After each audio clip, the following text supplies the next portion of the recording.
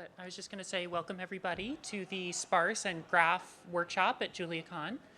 I think that, I don't know about y'all, but I look forward every month or so to like a new release in the arrays Slack channel and Julia. I think that like arrays and graphs are something that really motivate a lot of Julia programmers. And sparsity is an interesting topic to tackle like with a language.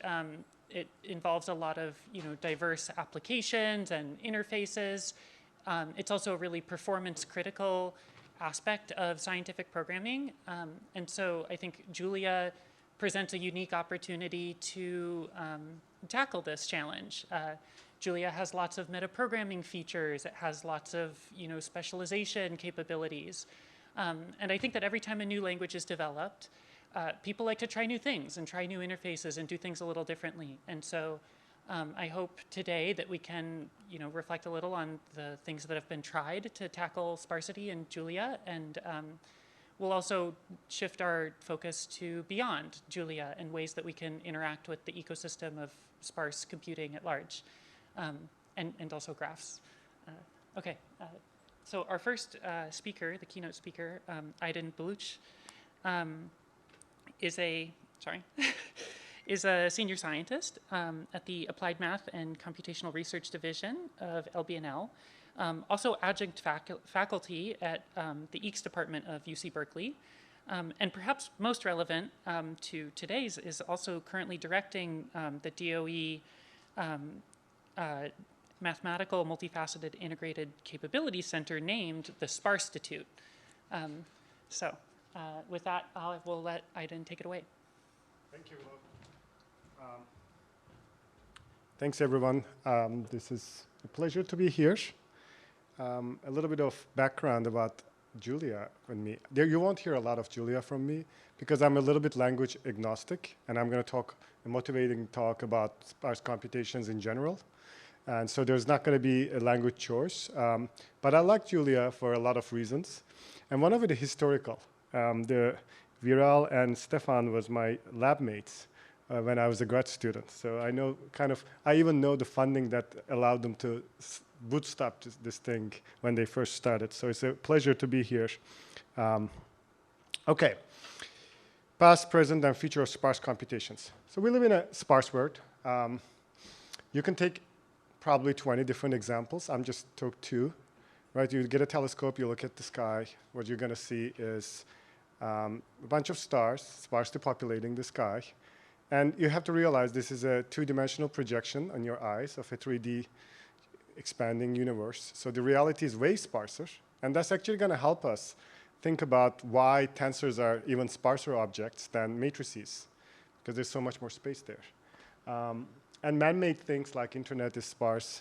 The brain connections, I can pull tons of these things. So we already live in a sparse universe.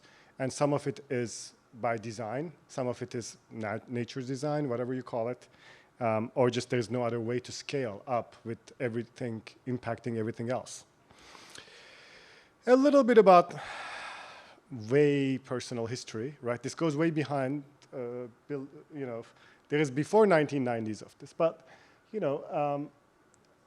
I was probably 7 years old there, so before that is kind of not really historians' concern. PD is partial differential equation, circuit simulation, numerical optimization, meaning whenever you call IP-opt, there's a bunch of sparse solvers. This is the interior point optimizer, right? These have been there pretty much. All the engineering problems have been solved by sparse matrices under the covers. In fact, I had the pleasure to look at NVIDIA's cuOpt, and I kind of was surprised to see that a lot of the sparse mystic machinery was re-implemented. Somehow they didn't call, cuSparse or anything like that. A lot of the logic was there, handwritten in cuOpt, and how to transpose sparse matrices, how to multiply them, all of those. And in 2000s came the network analysis. I'm going to put a couple of historical things, what enabled them, but you can think of like PageRank and so on, started this thing. And then big data, collaborator filtering, text mining, all those things, that was another landmark, probably 2010s. And then deep learning, of course. Now we have graph neural networks. Now we have sparse deep learning and quantum computing. All of those things use sparse objects. And I'm going to touch quite a lot of those things. If you just want to put some dates on these, there's the PageRank algorithm there that probably kickstarted network stuff. Sparse tensor toolbox that Temi Kolda and Brett Bader, I think, published. Obviously not at the same impact as PageRank, but it created a lot of tensor analysis research. And they actually have a new book with Gray Ballard and Temi Kolda on tensor decompositions, which is pretty excellent if you're into that kind of stuff. Okay, so what is sparsity? The first Nobel laureate in my talk will be Markowitz. In fact, he has a pivoting scheme that's named after him, if you open any sparse matrix book.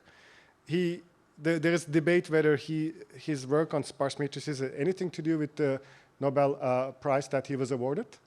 But he had this code, right? If you pivot carefully, then things will stay more sparse than vice versa if you don't pivot carefully.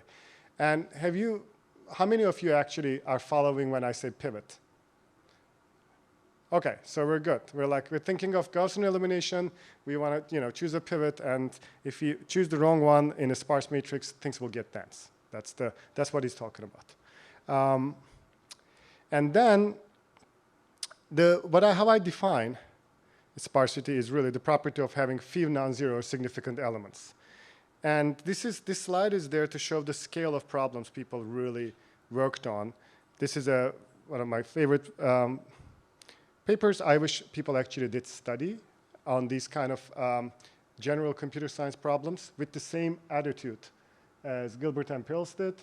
Here, you'll see in computer science, here's a worst case input, and my algorithm matches that runtime, so it's optimal, and the case is closed. Whereas in practice, your algorithm will run differently on different inputs, right? So what you want your algorithm is to run as fast as possible given the input for every input instance. And this, for example, this work exactly does that. What does it do? There is a certain number of sparse flops the algorithm has to do to compute the answer. What that means is two entries are multiplied, both of them are non-zero. That's a sparse flop. And there's no way you can do this any faster than that. Plus the data structure setup. There needs to be some little data. And the algorithm does exactly that no matter what the flops is for a given matrix. So these can be arbitrarily different numbers for two different inputs. And that would be crazy, right? If someone told you that, when I'm computing a maximum matching on a graph, there is a minimum number of augmentations I need to do, and my algorithm runs exactly as that many augmentations for any input you give me. That would be a crazy result, right? That's kind of like that. So the idea is don't do redundant work and count sparse flops, stay as close as possible. Not always possible, but that's the goal. And the scale of the problems were like this. The number of rows and columns is a couple thousand, and number of non-zeros, which they call M, is doesn't go beyond 20, 30,000. So we're living a very different time. I don't know if I have a slide for that, but I do. So what is the thing that Willow talked about, the Sparsitude? I am directing a center that works on sparse computations within the land of Office of Science. So the focus areas we have are networks, tensors. Networks we broadly define as graphs, hypergraphs, topological objects, any of those things, topological data analysis, and obviously traditional matrix computations. And the sparsity definition we have there is a little broader than what I talked about. It's not just about non-zeros. It can be data sparse as well. If you've heard about that, which means your matrix can be low rank, and you can just represent it as a bunch of outer products, that kind of stuff. We are actually running a networks workshop. So if you're interested in coming to Berkeley in November, I actually should have put the link. The website is up, so I should put this in. I have not posted it in any group newsletter or something. So what do I mean with this long mouthful thing, MIMICS? MIMICS stands for multifaceted mathematical integrated centers of something. And then the last T, capability center, got it. So what does that really mean in terms of multifaceted? So when you have a problem, you usually have multiple layers of things that you need to work on simultaneously to make it work. And I'm going to use a couple of examples. The first one is one of my favorite works that I'm going to expand a bit. So we always have worked on, this is one of my favorite operations, multiplying two sparse matrices, right? I call it SPGAM because it rolls in the mouth. Some people call it differently. And we do develop new algorithms for distributed memory, for shared memory, communication avoiding, all that stuff. But then years ago, maybe 7 years ago, 6 years ago, 7 years ago, a collaborator came and said, we want this Markov cluster algorithm that we use for clustering protein sequences to be distributed and much faster, because we need to do this in really large scale. So we developed for these guys HipMCL, and one of my collaborators also developed an iterative version that I'm not going to talk about. But HipMCL uses all these machinery plus more that has in SPGAM and other sparse matrix techniques to be able to scale to do supercomputing scale, also GPUs and everything. And then that actually got used in a paper to discover novel protein families that I'm going to talk a little bit. So you're working on applications, you're working on algorithms, you're working on computational kernels, pretty much, maybe not simultaneously, but over a time span, all of them. Another example is work that Richard Ledick have been working on, a former research scientist. It's metagenome binning. You get a bunch of sequences assembled from a lake sample, let's say, but you don't know what sequence you assembled comes from which bacteria or which archaea, all these living organisms inside the soup. And you need to bin them. So there's a lot of deep learning going on there. But one of the performance critical parts is after you get these vector embeddings from deep learning, you need to cluster them. And the algorithm that uses, that works very well there is HDB scan. Well, if you look at that, so then there's this performance limitations of this, such as the dendrogram construction that Sparsity researchers have been working on how to accelerate, and which, if you think about it, is actually just a special case of a general thing that Sparsity researchers, such as my colleague Dimitri Morozov, have been working on, which are based on persistent homology computations. And that's a whole different, really nerdy, nice area if you're interested. So that's what I mean with like multifaceted and integrated. So now I can kind of go into some specific examples that I find sparse computations in action. Okay, let's say you want to discover this thing called a protein family. This is a really important part of life where it is a group of proteins that are descended from the same ancestor. Like I have hemoglobin that carries oxygen to my cells. It turns out soybean has an analog, homolog, technically, and that also carries oxygen to its cells. You can guess that the hemoglobin of soybean has little familiarity left through evolution to mine, but it's still the same function. So how can I get that? How can I figure out this whole group of all these homologs of this protein across all evolution? And I will have to do this not because I'm all that interested in a new organism's homolog of hemoglobin. That's not that interesting. What I'm really interested in, I get a sample from an ocean that I haven't sent ships before. And now I see a big family of a couple hundred members. That means something important. Some important protein is there. It's encoding some useful life purpose. It's encoding some enzyme. And that can be useful many different things. It can help me capture more carbon dioxide in the soil. It can help me develop some things that can break down biofuels faster. It can do a lot of things. Now, what I'm trying to say is the things that I don't know that I can discover with this method is more important than discovering things I already know and putting them into buckets. So the novel things are more interesting. So in order to do that, I use usually sequences because they're abundant. Protein sequences are abundant. So you start with them and you build a big graph called the protein similarity graph. That's already a very expensive computation. And I'm going to talk a little bit about that. But the point that I want to say is that's actually, we use sparse matrices to do that as well.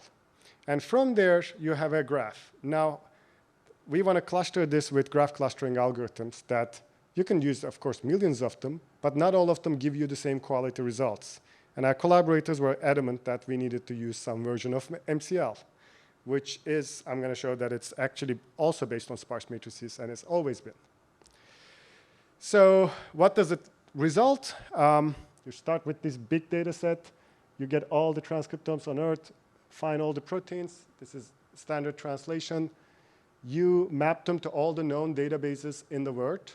A lot of them go away because I already know them. Now I care about the things I don't know. I do, this protein similarity calculation many-to-many. I get over 500 million protein graph with lots of edges, 5 billion plus. And I run this algorithm for 4 or 5 hours on the largest supercomputer I can get, which uses a quarter of the whole machine. Sometimes it crashes, so I have to restart this, and no one knows what happens on the software stack. But the result is it more than doubled the number of known protein families. And I never thought that I would get a paper at Nature at a nice place as an author list. And a year later, it actually turned out that one of my co-authors is a Nobel laureate. But that's for the second part of the talk, which is actually completely unrelated to what I'm talking about. Not completely. It's all sparsity, but it's related. I'm talking about David Baker. Somewhere over here, I can't reach out. Maybe there's a mouse button. Yeah, David Baker. You'll see his picture, I think. So what is happening under the covers? There is a big sparse matrix machine similarity calculation. This is actually, you can think of this as documents too. Let's say you wanted to find near duplicate documents in internet. How would you find it? Of course, there's all these techniques, shingling, locality sensitive hashing. But here what we do is we use basic k-mers. K-mer is a subsequence of length k. You find all the k-mers, you map them in a sparse matrix, so you get this large object that is proteins by k-mers. If a protein includes that k-mer, there is a 1 in that location. Otherwise, there's nothing. And then if you multiply this matrix with its transpose, which is the computed inner product gram matrix, you find all the pairs of proteins that share a certain number of k-mers. And all this is actually doing with existing algorithms that I know from sparse matrix literature. And they're optimized for this distributed memory machine, this GPU, and so on. So I don't need to rewrite all of that sparse matrix construction, multiplication routines at all. Anyway, these are just like fancy numbers of how many things have happened. We got this work led by O. Selvitopi a couple years ago, was a Gordon Bell finalist. That's the supercomputing community's biggest prize, if you probably know about it. And there was a surprising moment there because by that time, Frontier was coming. It wasn't kind of completely open, but all the submissions were running on Frontier. So HPC Wire people were like, there's another finalist, we can't find what machine they've used.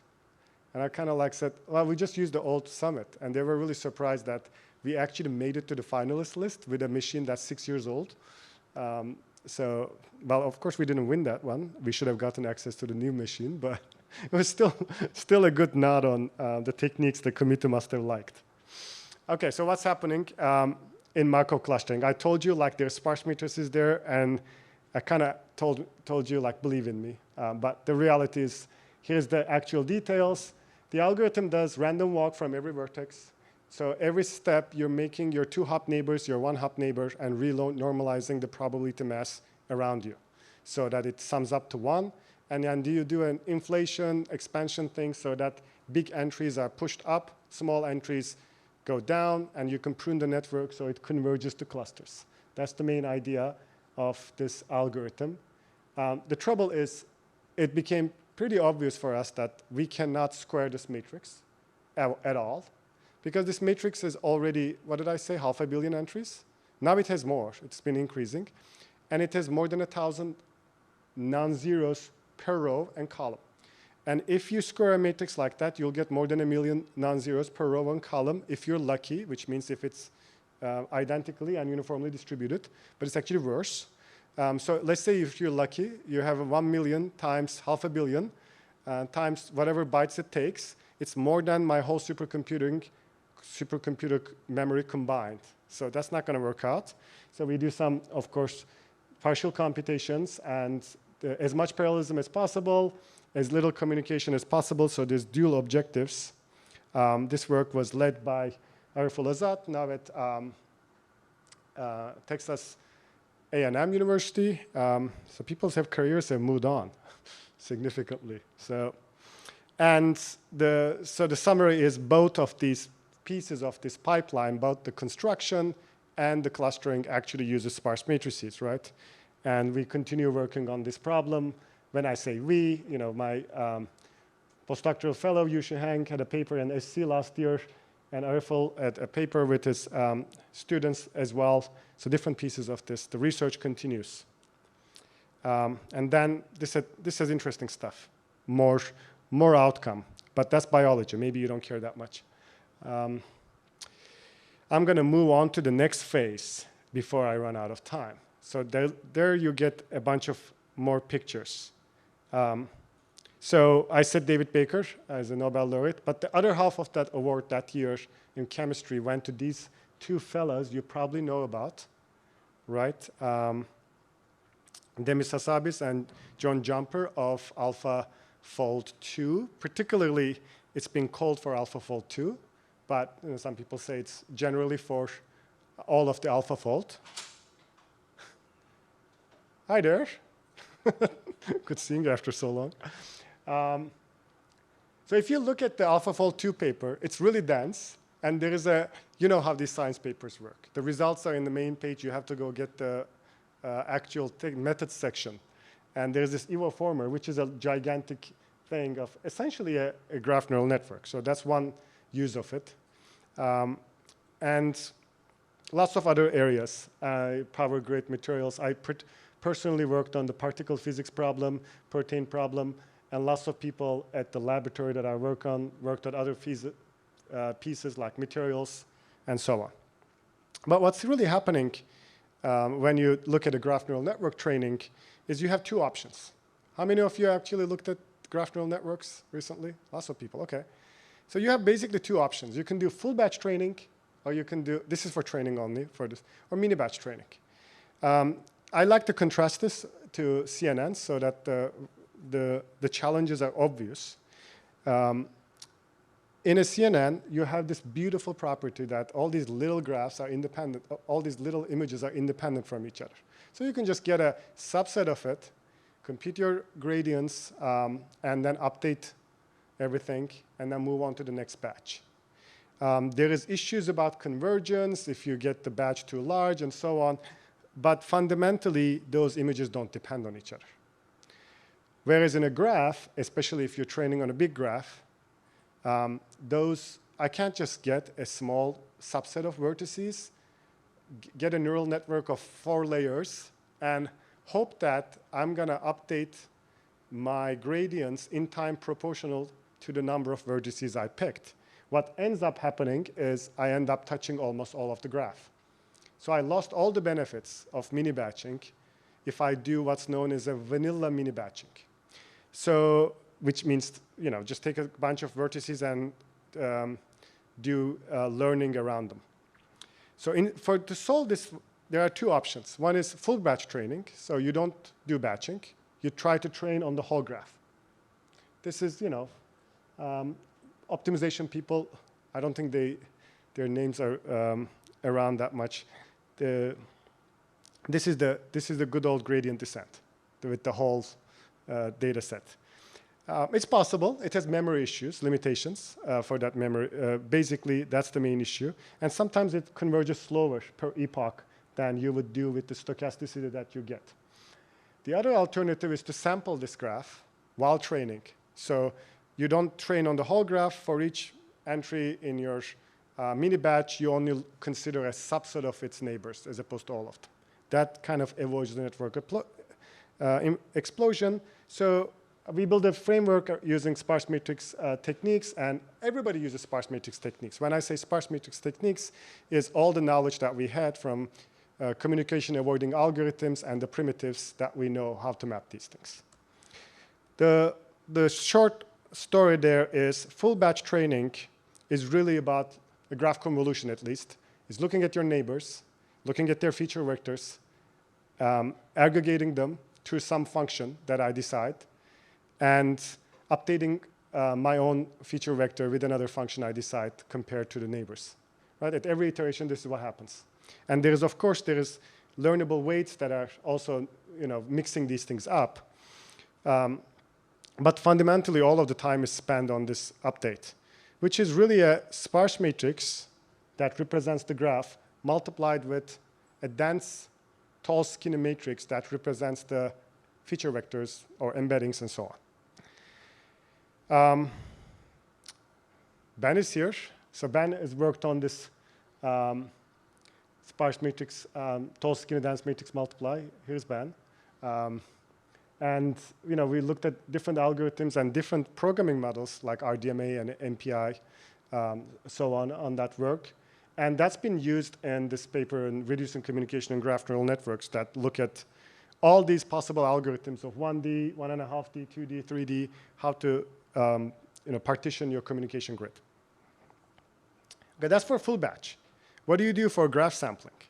The trouble with graph sampling is there's many methods.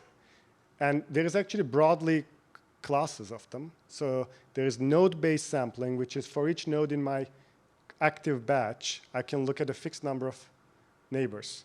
But that creates redundancy if other nodes in my batch share similar vertices. So what you can do is you can do layers-wise sampling. You can look at, I have 100 vertices in my active batch, and their collective neighborhood is this. And I'm going to sample from that collective neighborhood in proportion to the number of paths that each vertex is reachable to. So that really becomes a lot of sampling. It's fun, right? You compute these probability matrices and how to sample. So we built a system that can do both node-wise and layer-wise sampling. Both of them use sparse matrices. And you represent your probability mass in sparse matrices. You batch. That was one of the tricks that we had to use. I'm not showing here. The main operation here is you have a big graph that you're computing on, but you want a smaller subgraph. This whole sampling thing is really extracting a small subgraph. You don't need to physically extract it. You can only logically extract it. And then you can call the existing full batch training method if you want. The trouble there is I know no algorithm that can sample, extract a subgraph or extract a submatrix from a large matrix in time proportional to the output. Most of them just end up touching a lot of the input. And if I do it for every epoch when I go over the data, I spend all my time touching the input. So we could have spent a couple of years trying to find out output-sensitive algorithms. Instead, we did the fastest, more engineering method, which is I'm going to sample as many batches at once as my memory allows. So I'm going to sample 1,000 subgraphs with one operation. So I'm only touching the big input graph only once, as long as that's within the memory. And I'm going to train on these little graphs in sequence, so I don't need to resample. So that's what we call a batch sampling. That makes this sampling graph much wider, so you stack all of them. Speedups over Quiver, which was the best thing out there when we looked at this. This is work led by my student with Kathy Elik.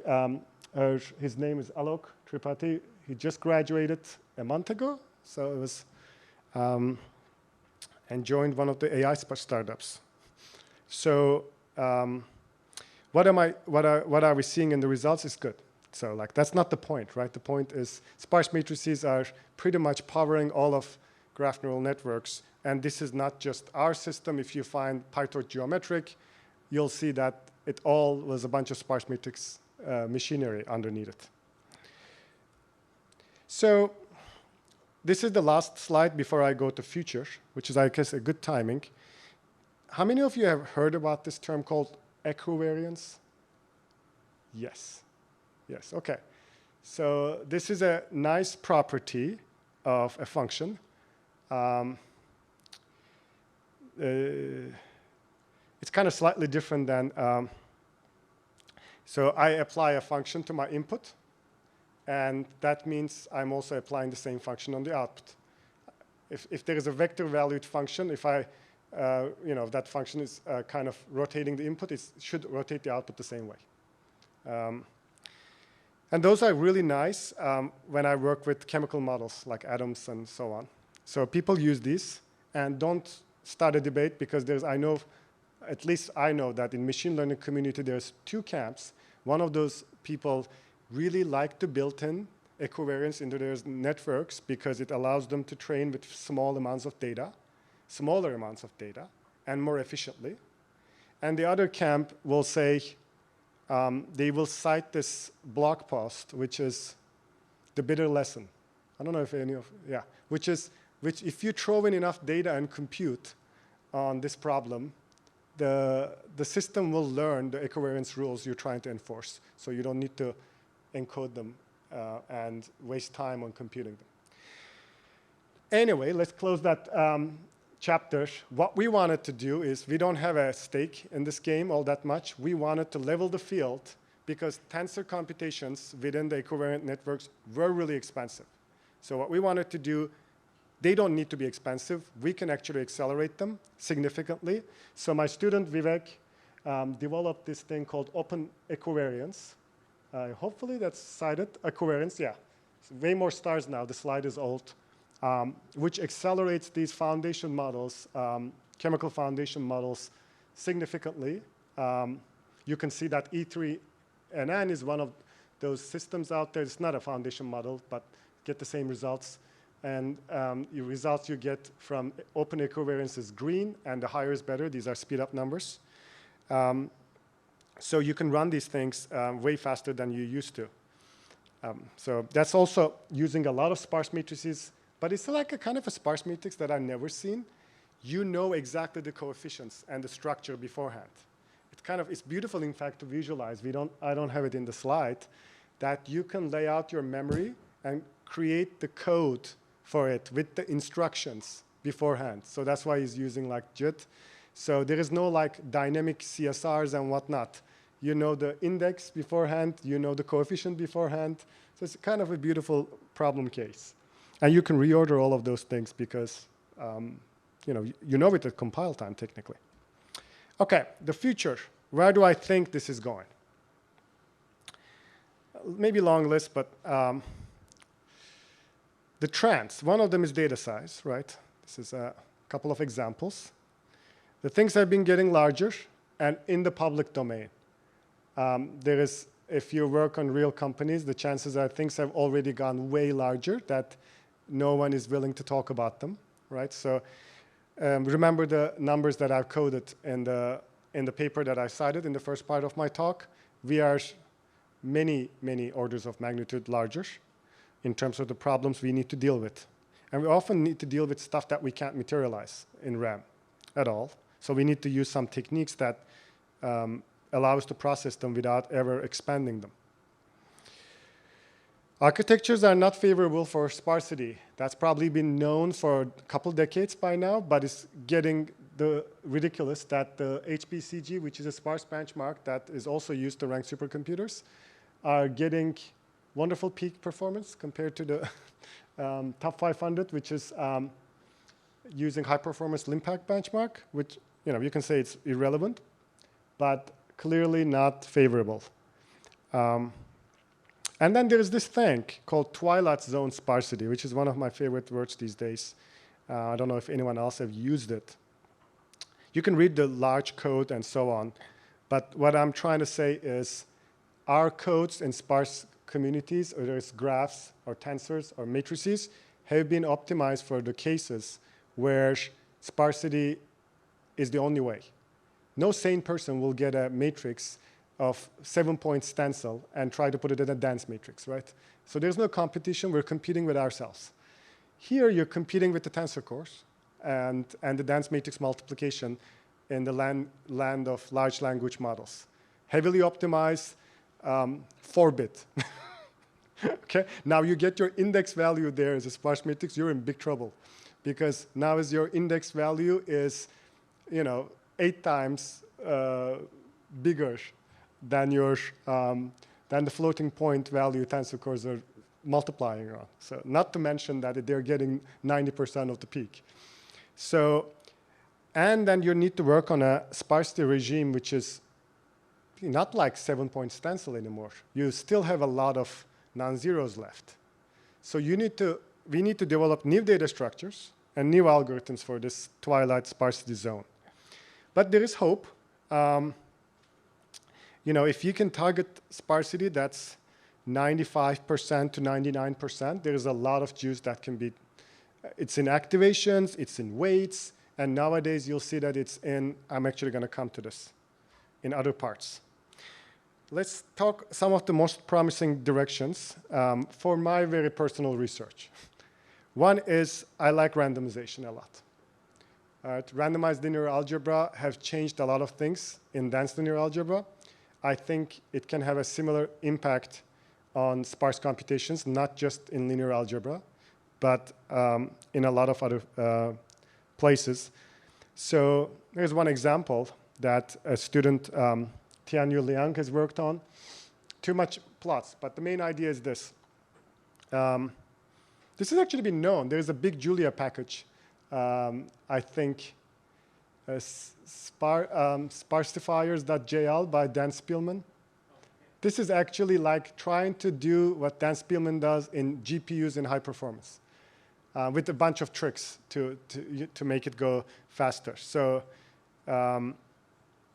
randomized sampling allows you to avoid the clique formation. Instead of when you eliminate a vertex in this game of sparse Gaussian elimination, instead of forming a clique among all of its neighbors, you just sample a tree, statistically randomly distributed tree out of that. And that creates a lot more parallelism. That avoids the memory problems. But it creates a lot of new problems. You can't predict the structure beforehand because you don't know what tree you're going to sample.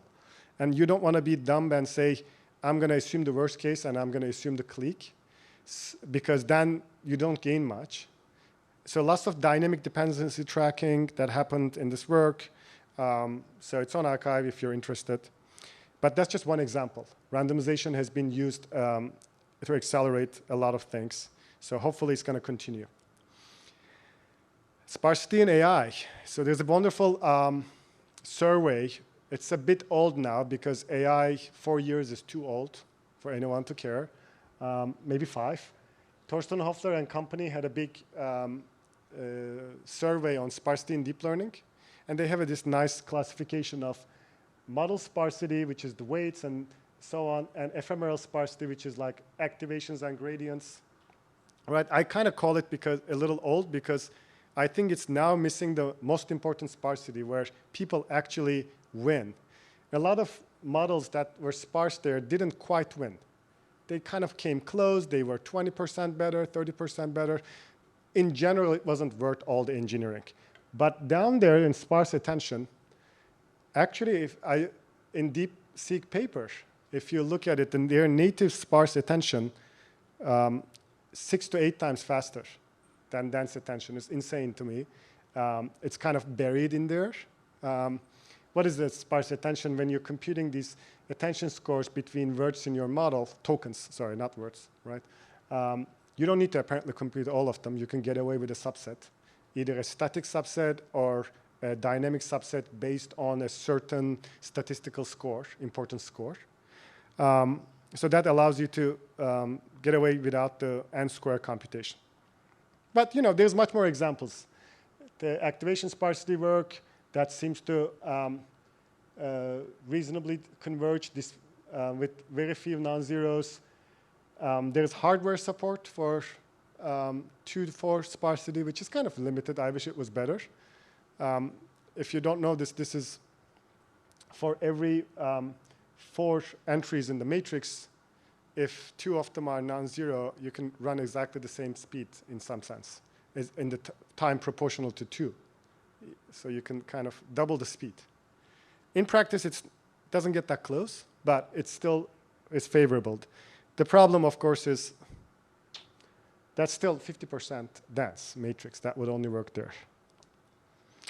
And the last trick is very typical. I'm not going to spend too much time. There's still a lot of parallelism we can extract from these problems that have been overlooked. Why overlooked? You're right. You want to solve A minus B, A backslash B. You reorder your matrix. You factorize. You solve. Traditional wisdom 10 years ago, solve takes all the time. Sorry, factorize takes all the time. Don't worry about the other steps. Whereas now the factorize is GPU accelerated, distributed, because it's easier to parallelize. And now you benchmark these things, and then you see that a quarter of the time is going to reorder this matrix. It used to be like, this is 5%, who cares? So based on Amdahl's law, with the trend, now you have to start working on these problems.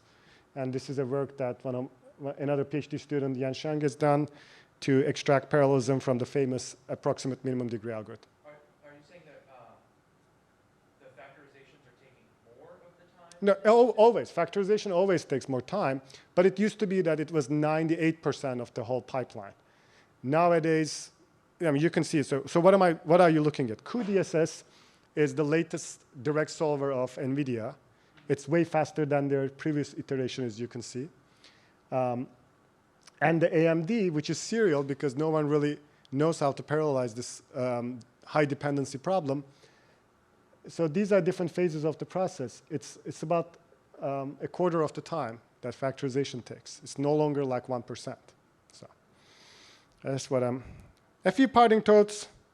I wanted to connect this to the graph plus and sparse plus you might have heard about. And these are like my airplane thoughts. I'm kind of feeling like, as someone who spent a lot of time in graph plus and not so much time on sparse plus, admittedly, with the success of large language models, the syntax choices and the standardization matter less. We're not really doing this thing so that people really implement this thing with the standard so that it's all compiles without changes anymore. Maybe intentional was like that a decade ago, because I'm pretty sure I can ask an LLM to convert my code to one vendor's syntax to another vendor's syntax. It's not the problem anymore. But they're still important because it tells what the community cares about for the researchers to work on, the companies to implement. We are still telling them these computational primitives and these kind of options matter to the practitioners. So they still have value, but maybe we shouldn't kind of care too much about the syntax and the standardization parts. Again, very personal thoughts. A little bit of a wish list. It's all one topic, actually. I started listening to sparse compiler work with a lot of smart people, including Willows. And dense linear algebra compilers obviously are way ahead because they have a much easier space to work on. But then you look at it with all the flashy dense linear algebra compilers that reorder computation on paper. And the best thing that came out to reduce the runtime of LLMs came from someone's own ingenuity again. Why sparse attention and its variants are not discovered by these smart compilers? Well, it's not a big transformation. All it's doing is certain tiling plus a little algebraic manipulation. Really one, I think. So I'm interested to hear how do sparse compilers fare in practice these days. Do they just help me implement the known data structures and algorithms faster on a new architecture? Or can they discover things novel? What is their limitations of fusing different operations? Those are actually things that I care a lot about. And I totally do not want to implement fused operations. One sparse operation is sufficiently complicated. Anyway, sparsity is a common problem. This is all about the research project that I'm leading. In the couple of slides, not that important. But I think sparsity research is changing with the new challenges from architecture, data, and application sides. AI is one of them, definitely. It's going to bring a lot of money and a lot of exposure if you do it right and help them. You can check out my group or the Sparse Institute. The group is passion.lbl. Hopefully the link is correct. And thank you for having me.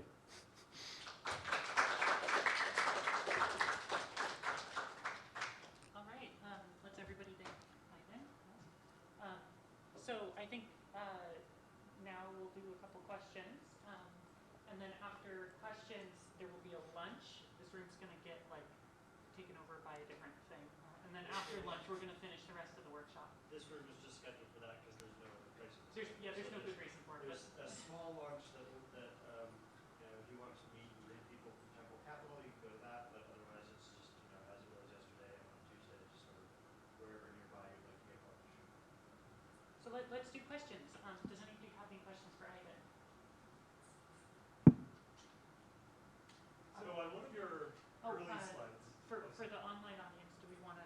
Yes. Oh, there's or you can online. just repeat the question anyway. Oh, yeah. Yeah, thanks for the talk. So in one of your earlier slides, you showed basically some classic sparse matrices from the 80s, and then the new scale of matrices that we have in the Sweet Sparse Matrix collection, right? Yeah. And those matrix collections have like evolved over the years and played a big part in how people approach optimizing kernels, what they focus on. There are a lot of papers that just run every matrix in the Sweet Sparse Matrix collection and then look at their speed up over existing methods. People debate about whether that's the right thing to do. You know, there are questions. But with this new twilight zone of sparsity, do we need a new data set? Or do we need to be adding data sets to the Sweet Sparse Matrix collection? And what are the right sparse matrix data sets for the future to make sure that we're optimizing for the right things? I even have notes from some, you know, there was a sparse benchmarks meeting that got split into lower bounds and benchmarks. And one of those, I was starting to kind of create a Google Doc to share about what would a good benchmark should cover, right? The problems from graphs, problems for AI from AI, sparse problems from physical simulations. The part that's really the hardest is, I think, the real problems in still simulation space. I think AI kind of, we can generate those matrices by getting a large data set and playing with them. Graphs, we know what we do. But a lot of the problems that real companies solve somehow don't end up being on this service. And I don't really know how they end up being in this service in the past to begin with. Maybe Viral knows the history a little bit more. It's insane that some Boeing company allowed some their stiffness matrix or Audi into this public domain. And nowadays, I understand that nothing new comes out of that. No, it's, I think it was a different world where people were, you know, like there was individuals, right, not the Boeing companies that did it. And Like, companies have now clamped down and, you know, it's just, you saw the same thing with LLMs, right? In the early days, everything Oh, yeah. was open. Now that there's value, no one's going to release anything more. you get the weights from DeepSeek. The biggest open source. There's Llama. There's exceptions. In this one, there's no exception. I don't get any new data. We still run on matrices from 20 years ago, the best case. And they're not really that much representative.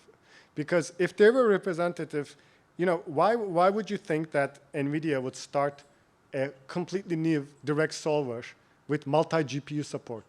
Like nothing in that sparse suite collection requires that much compute power.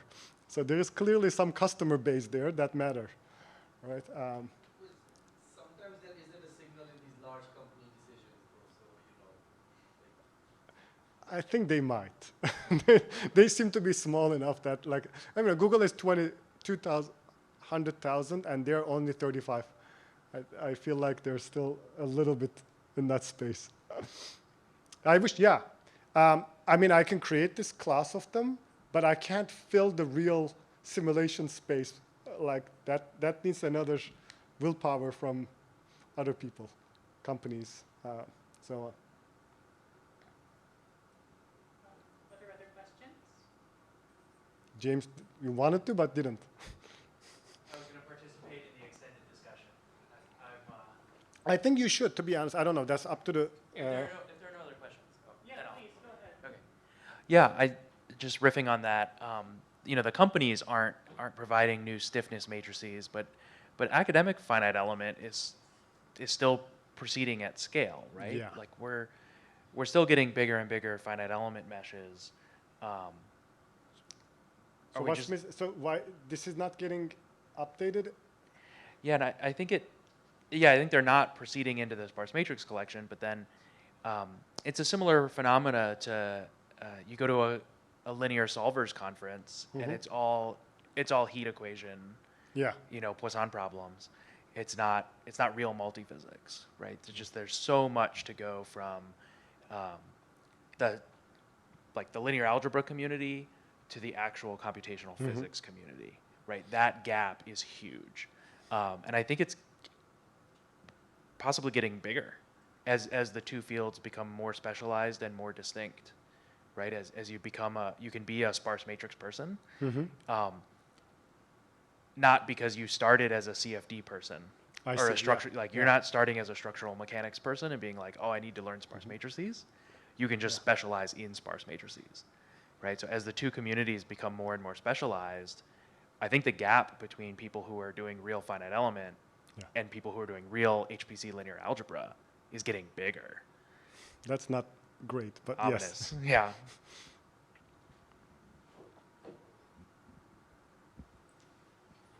Are there any additional questions? I can ask one. So we're all here. Some of us are, maybe, because we're interested in the Julia language, and we dream of a better. Thank you. We dream of a better way of programming with scientific applications, programming in sparsity. What role do you see the programming language, not Julia necessarily, but the programming language having to play in the future of sparsity? What features would you wish for? What features present challenges? I think that's a great question. I think it goes back to this bottom of wish list. Whatever language allows the compilers more freedom. I don't foresee myself in 10 years writing multi-frontal code. I think the machine will write it, and I will probably still have to direct it. I will need to know the concepts. I will need to understand pitfalls and all that stuff. But I'm not going to be generating the code. And 10 years is really generous. I think I will stop generating code way before that. So the question really becomes, what is a language that's easier to interoperate? What's a language that's easier to maybe tile things, parse things, and work easier as a compiler or code generator? I think that's, again, all hinging on the assumption that hand-coded life is not going to matter that much. So what does it mean for Julia or other languages is, I don't actually know that. At some level, I feel like maybe, is it possible languages will stop mattering? That's not possible, right? There's the famous quote, right, that programs are meant to be read, but only incidentally to be run. So it's like education, pseudocoding? Yeah, no, I mean the point being of abstractions, right, that you always need more abstractions, and eventually the LLM will write something, but someone has to read it, and the LLM could write a multi-frontal code in assembly, right, but you're not going to read it. I can barely read the handwritten C code. What do you? One may be, and hence the rule for languages, right? Yeah. That if there were better abstract tools, Yeah. like the dense linear algebra compilers, right? Like your wish list, right? Maybe there will be sparse compilers like what you. Yeah. And I think there will be more of these things rather than less with LLMs. Yeah, that's actually a great point. Yeah. NVIDIA was talking about this qtile thing, and I'm like, finally so, I can just do a little bit higher level in CUDA if I'm working on matrices, dense matrices, right? So nobody solved this product yet, but they've talked about it, I think. So it's coming sometime. That's kind of going that way, maybe, like higher level things where you work on blocks and not individual memory elements. I think that's a great place to leave off. Thank you, Aydın. And everybody come back here around like 1 p.m., right? 1 p.m.? 1:30. 1:30. Okay, yep.